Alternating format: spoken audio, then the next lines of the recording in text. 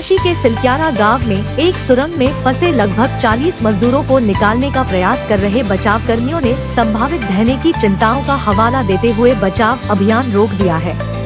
AFP समाचार agency की रिपोर्टों से संकेत मिलता है कि सुरंग से आने वाली कर्कश आवाजों से भगदड़ मच गई, जिससे आगे संरचनात्मक विफलता की आशंका पैदा हो गई।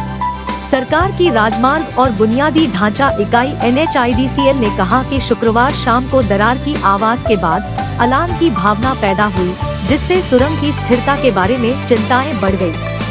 नतीजतन अतिरिक्त पतन के जोखिम के कारण बचाव प्रयासों को अस्थायी रूप से निलंबित कर दिया गया है। यह कठिन परीक्षा रविवार को शुरू हुई, जब सड़क निर्माण परियोजना का हिस्सा सुरंग का एक हिस्सा ढह गया, जिसमें मजदूर फंस गए। बाद के प्रयासों का उद्देश्य मलबा साफ करना था, लेकिन ड्रिलिंग प्रक्रिया रोक दी गई है। अधिकारी रेडियो के माध्यम से फंसे हुए श्रमिकों से संपर्क बनाए हुए हैं, जबकि आवश्यक आपूर्ति भोजन, पानी, ऑक्सीजन और दवा एक संकीर्ण पाइप के माध्यम से पहुंचाई जा रही है। 3 फुट चौड़े पाइप के माध्यम से एक सुरक्षित मार्ग बनाने के चल रहे प्रयासों के बावजूद बचाव अभियान का छठा दिन सफलता के बिना समाप्त हुआ।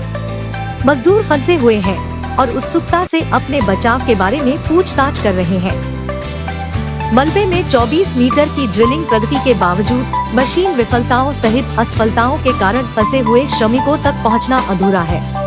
प्रारंभिक ड्रिल में खराबी आ जाने से प्रयास बाधित हो गए और बाद में लाई गई मशीनरी आंशिक विफलताओं के कारण अप्रभावी हो गई।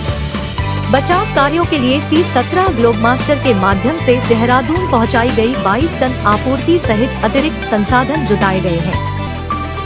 फंसे हुए लोगों के परिवार स्पष्ट रूप से व्यथित हैं। सुरंग के बाहर उत्सुकता से इंतजार कर रहे हैं। उन्हें पाइप के माध्यम से अपने प्रियजनों के साथ संवाद करने की अनुमति दी गई है। रिश्तेदारों के व्यथित करने वाले विवरण अंदर की बिगड़ती स्थितियों का वर्णन करते हैं, दम घुटने की चिंता और आसन्न खतरे की भावना व्यक्त करते हैं। इन संचारों के माध्यम से कार्यकर्ता बिगड़ती परिस्थितियों, भय और अपने बचाव की तात्कालिकता की भावना को व्यक्त करते हैं। लगातार कोशिशों के बावजूद फंसे हुए मजदूरों को निकालने के मिशन को अभी तक सफलता नहीं मिल पाई है।